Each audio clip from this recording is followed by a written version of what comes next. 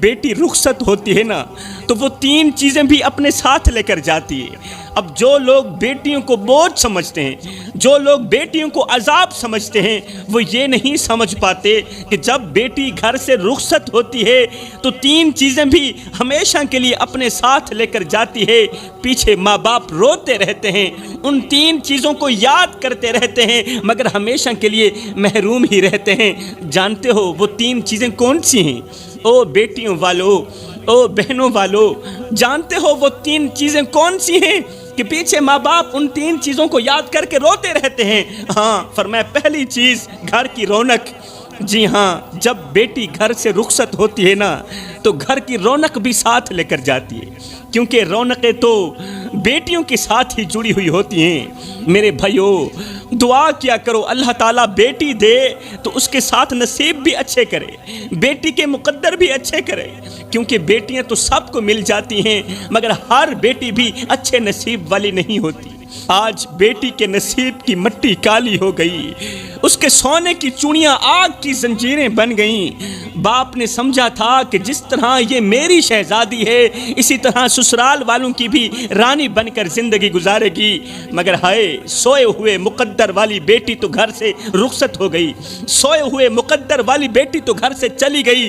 باپ ہر شام بیٹی کے بچپن کی تصویر دیکھتا، رو کر کہتا میری بیٹی تو بڑے ہی نصیبوں والی، میری بیٹی تو بڑے ہی مقدروں والی ہے۔ مگر باپ کو کیا خبر تھی کہ سسرال کی دہلیز پار کرتے ہی بیٹی کے مقدر کی مٹی کالی ہو جائے گی۔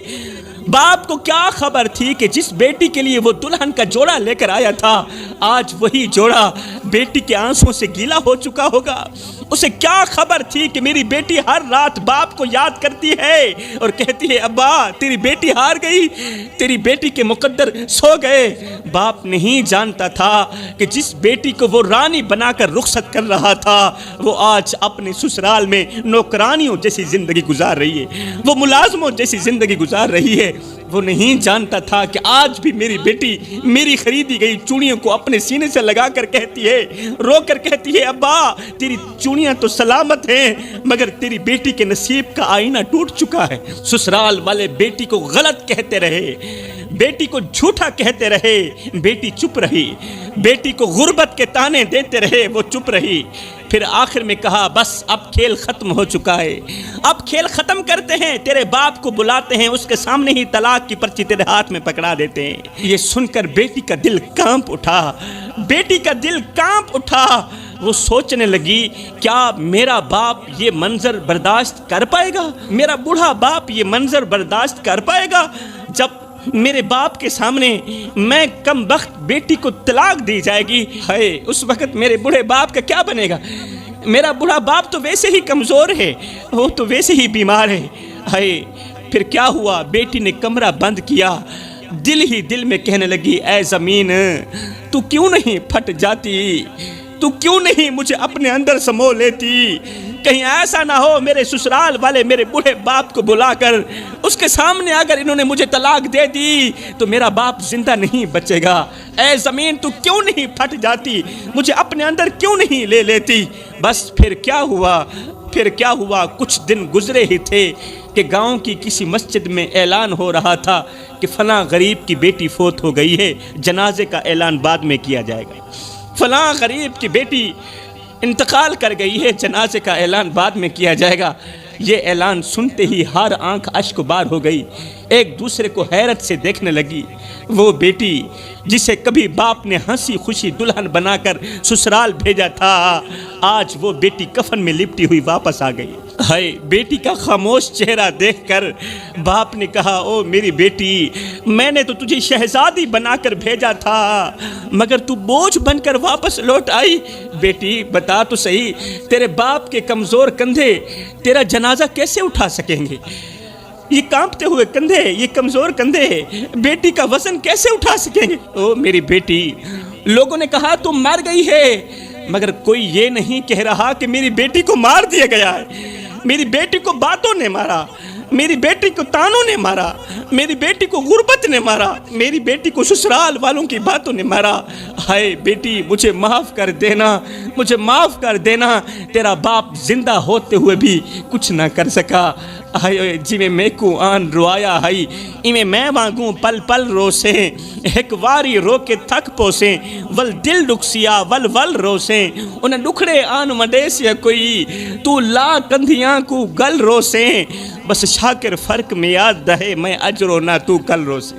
خدارا میرے بھائیو کسی کی غریب بیٹی کو اتنا مت ستاؤ کہ وہ اللہ کے سامنے تمہارا نام لے کر رو پڑے۔ اگر ایسا ہو گیا تو یاد رکھنا تمہاری 7 نسلیں تباہ ہونے میں دیر نہیں لگے گی۔ میرے رسول کریم نے فرمایا مظلوم کی بد دعا سے بچنا، صحابہ مظلوم کی بد دعا سے بچنا اور غریب کے ٹھنڈے سانس سے بچنا، مظلوم کا ساتھ دینا اور غریب کی مدد کرنا، اسی میں ہی تمہاری بھلائی ہے، ورنہ یاد رکھنا تم تباہ ہو جاؤ گے۔ تو فرمایا جب بیٹی گھر سے رخصت ہوتی ہے تو 3 چیزیں بھی ساتھ لے کر جاتی ہے۔ نمبر 1 گھر کی رونق، نمبر 2 گھر کی رحمت، کیونکہ بیٹی خود خدا تعالیٰ کی طرف سے رحمت ہے۔ جس گھر میں رحمت ہوگی، جس گھر میں بیٹی ہوگی وہاں رحمت ہوگی، جہاں رحمت ہوگی وہاں ہی رحمت کی بارش برسے گی۔ فرمایا نمبر 3 برکت، کیونکہ جہاں بیٹی ہوگی وہیں برکت ہوگی، جدھر کو خدا تعالیٰ کی یہ رحمت سفر کرے گی برکت بھی ادھر کو ہی ہوگی۔ بڑے ہی افسوس کے ساتھ کہنا پڑ رہا ہے میرے بھائیو، آج میرے معاشرے کی بیٹی دن رات روتی ہے، آج میرے معاشرے کی بیٹی دن رات تڑپتی ہے، کیونکہ وہ تباہ ہو گئی ہے۔ وہ لڑکی جس نے جھوٹی محبت کے نام پر اپنی عزت کو داغ لگا دیا، وہ لڑکی جس نے ایک جھوٹے جملے پر اپنا سب کچھ قربان کر دیا۔ ایک آوارہ لڑکے نے بس اتنا ہی کہا تھا کہ تم مجھے بہت اچھی لگتی ہو اور میں تجھ سے محبت کر بیٹھا ہوں، مجھے تجھ سے محبت ہو گئی ہے۔ اس ایک جملے نے نہ جانے کتنی بیٹیوں کی عزتیں نیلام کر دی۔ اس ایک ڈائیلاگ نے کہ میں تجھ سے محبت کرتا ہوں، مجھے تجھ سے عشق ہو گیا ہے، اس ایک جملے نے کہ تو مجھے بہت اچھی لگتی، اس ایک جملے نے، اس ایک ڈائیلاگ نے نہ جانے کتنی بیٹیوں کی عزتیں نیلام کر دی۔ شروع میں تو باتیں صرف میسج تک محدود تھی۔ وہ دلہ اور گھٹیا ترین انسان کہتا تھا تمہارے بغیر میں نہیں جی سکتا، تمہارے بغیر میں مر جاؤں گا، تمہاری آواز مجھے سکون دیتی ہے۔ وہ دلہ اور گھٹیا ترین انسان کہتا تھا اے لڑکی تم میری زندگی ہو، تمہارے بغیر میں زندہ نہیں رہ پاؤں گا، تم بہت اچھی لگتی ہو۔ ہائے اس دھوکے باز کا ہر جملہ زہر تھا، مگر یہ لڑکی، یہ بیٹی اس زہر کو محبت کا میٹھا گھونٹ سمجھتی رہی اور تباہ ہو گئی۔ جب تک میسج پر بات ہوتی رہی تب تک تو کام ٹھیک ہی چل رہا تھا، مگر جب بات واٹس ایپ پر آئی تو محبوب نے کہا ویڈیو کال پر آ جاؤ، میں تمہیں دیکھنا چاہتا ہوں، تمہیں دیکھنے کو دل کر رہا ہے۔ شادی تو میں نے ہی کرنی ہے نا، اگر تمہیں دیکھ بھی لوں گا تو کیا ہو جائے گا، تم بے فکر رہو، تم میری ہو، آج بھی میری، کل بھی میری، صرف میری ہو۔ وہ نادان بیٹی نہیں جانتی تھی کہ یہ محبت نہیں، یہ عزت کی موت ہے۔ پھر وہ دن بھی آیا جب اس لڑکے نے کہا ہوٹل میں ملو، میں تمہیں غور سے دیکھنا چاہتا ہوں، شادی تو میں نے ہی کرنی ہے نا، میں کون سا تمہیں چھوڑ کے بھاگنے والا ہوں۔ جیسے کیسے یہ نادان لڑکی، ماں باپ کی عزت کی دھچیاں اڑانے والی لڑکی خوف کے مارے ہوٹل کے کمرے تک پہنچ ہی گئی۔ دروازہ بند ہوا، پھر کیا ہوا، وہ لڑکی چیخ چیخ کر کہہ رہی تھی یہ محبت نہیں، یہ دھوکہ ہے۔ اے اسلام کی مقدس شہزادیو، یہ محبت نہیں، یہ دھوکہ ہے، میں ماری گئی، میں لوٹی گئی۔ اس وقت وہ درندہ اپنے ارادے پورے کر کے نکل گیا تھا، یہ کہتے ہوئے چلا گیا کہ تم جیسی لڑکیاں تو مجھے روز ملتی ہیں۔ یہ سنتے ہی لڑکی کی دنیا تاریک ہو گئی، روتی رہی، چیختی رہی، اپنی بربادی پر ماتم کرتی رہی۔ میں نے کہا میری بہن تجھے کس نے کہا تھا کہ سوشل میڈیا کی دوستی محبت ہوتی ہے؟ تجھے کس نے کہا تھا کہ انٹرنیٹ کی دوستی عشق میں بدل جاتی ہے؟ تجھے کس نے کہا تھا کہ ہر محبت کرنے والا تیری عزت کی حفاظت کر سکتا ہے؟ تجھے کس نے کہا تھا کہ میٹھے بول بولنے والا ہر لڑکا تیرا ہونے والا شوہر بن جائے گا؟ آج پتہ چل گیا نا کہ جو ماں باپ کی عزت نیلام کرنے کی کوشش کرتی ہے، جو لڑکی ماں باپ کی عزت نیلام کرنے کی کوشش کرتی ہے وہ خود نیلام ہو جاتی ہے۔ جو لڑکی ماں باپ کی عزت برباد کرنے کی کوشش کرتی ہے وہ خود برباد ہو جاتی ہے۔ جو لڑکی غیر مرد کی باتوں پر یقین کر کے اپنے باپ کی عزت کو ٹھکرا دیتی ہے وہ خود ٹھکرائی جاتی ہے اور ہمیشہ کے لیے ٹھکرائی جاتی ہے، کیونکہ زمانہ معاف کر دیتا ہے، لوگ معاف کر دیتے ہیں، مگر عزت ایک بار چلی جائے تو وہ کبھی واپس نہیں آتی۔ وہ لڑکی جو کل تک باپ کے کندھے پر بیٹھ کر خوشیوں کے خواب دیکھتی تھی، آج وہی لڑکی اپنی عزت کے جنازے کو کندھا دے رہی ہے، کیونکہ عزت ایک بار نیلام ہو جائے تو پھر وہ کبھی واپس نہیں آتی۔ پھر ایسی لڑکیاں ساری زندگی روتی ہی رہتی ہیں، غیر تو کیا اپنے بھی نکاح کرنے کو تیار نہیں ہوتے، کہتے ہیں جو اپنے باپ کے ساتھ وفا نہیں کر سکی وہ ہمارے ساتھ کیا وفا کرے گی۔ اب اس کے لیے کوئی بھی ہاتھ نہیں بڑھاتا، کوئی دروازہ نہیں کھلتا، کوئی رشتہ مانگنے نہیں آتا، کیونکہ عزت کا جنازہ ایک بار اٹھ جائے تو اس کا کفن بھی کبھی نہیں ملتا۔ میرے بھائیوں، آج اگر تم نے اپنی بہنوں کو نہ روکا تو کل وہ بھی انہی ہوٹلوں کے کمروں میں اپنی عزتیں گوا کر اپنی زندگیوں کا جنازہ اٹھا رہی ہوگی، پھر ہمیشہ کے لیے تمہاری بیٹی بھی تباہ و برباد ہو جائے گی۔ اب لڑکیاں تو ویسے ہی نادان ہوتی ہیں، معصوم ہوتی ہیں، جلد ہی پھسل جاتی ہیں، لیکن افسوس میرے معاشرے میں کچھ ایسے بے غیرت اور دلے انسان بھی رہتے ہیں جن کی آنکھوں میں حیا نام کی کوئی چیز ہی نہیں۔ یہ وہ لوگ ہیں جن کے دلوں سے انسانیت مر چکی ہے، جن کی غیرت دفن ہو چکی ہے۔ یہ وہ خنزیر نسلوں کے لوگ ہیں جو رات کی تاریکی میں بھیڑیوں کی طرح گھومتے ہیں، کتوں کی طرح کبھی ادھر کو گھومتے ہیں کبھی ادھر کو گھومتے ہیں، معصوم لڑکیوں کو اپنی میٹھی باتوں کے جال میں پھنسا کر ان کی عزت کو نوچتے ہیں، معصوم لڑکیوں کی عزتوں کو نیلام کرتے ہیں۔ یہ وہ بے غیرت اور دلے لوگ ہیں جو جب بھی بناتے ہیں غریب کی بیٹی کو ہی نشانہ بناتے ہیں، عزت دار کی بیٹی کو ہی نشانہ بناتے ہیں، کیونکہ انہیں معلوم ہے نا کہ غریب بیٹی کے حق میں کوئی نہیں بولتا، غریب کے حق میں کوئی نہیں بولتا، اس لیے تو غریب کی معصوم بیٹیوں کی عزتیں نیلام ہو رہی ہیں۔ یہ بے غیرت نوجوان وہ ہیں جو کبھی گلیوں میں کھڑے ہو کر لڑکیوں پر آوازیں کستے ہیں، کبھی واٹس ایپ پر میٹھے بول بول کر محبت کا ناٹک کرتے ہیں، کبھی ہوٹلوں کے کمروں میں بلا کر معصومیت کا سودا کرتے ہیں، اور جب ان کی ہوس پوری ہو جاتی ہے تو یہ شیطان ہنستے ہوئے کہتے ہیں تم تو بس میری دوست تھی،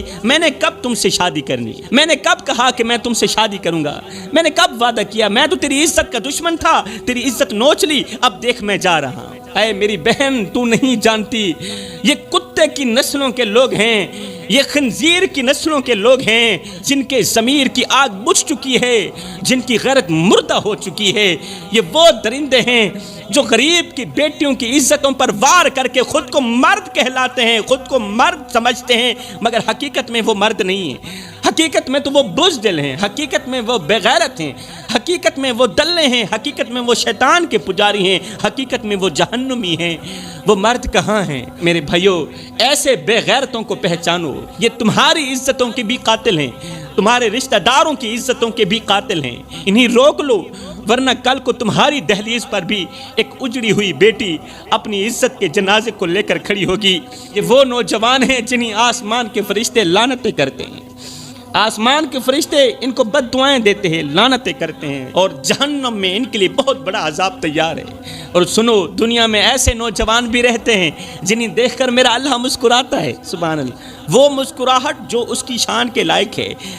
یہ بیٹھے زمین پر ہوتے ہیں، یہ نوجوان بیٹھے زمین پر ہوتے ہیں، ان کا چرچہ عرش بنی پہ ہو رہا ہوتا ہے۔ جب یہ چلتے ہیں تو اپنی نظریں جھکا کر چلتے ہیں، سر اٹھا کر چلتے ہیں، ہاں، تاکہ کوئی دیکھے تو فوراً کہے یہ کسی عام کا بیٹا نہیں آ رہا، یہ تو محمد کے غلام کا بیٹا آ رہا ہے۔ جوانوں، اس سے پہلے کہ آنکھیں بند ہو جائیں، ابھی وقت ہے، توبہ کر لو، اللہ کے محبوب بندے بن جاؤ۔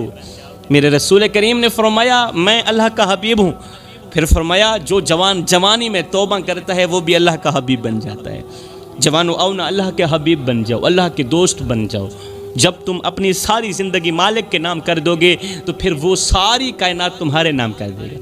یہ زندگی کے لمحے تمہارے اور میرے لیے غنیمت ہیں، انہی لمحوں میں کچھ کر لو، انہی لمحوں میں کچھ اکٹھا کر لو، انہی لمحوں میں خدا کی یاد اور محبت کے دیے اپنے دل میں جلا لو۔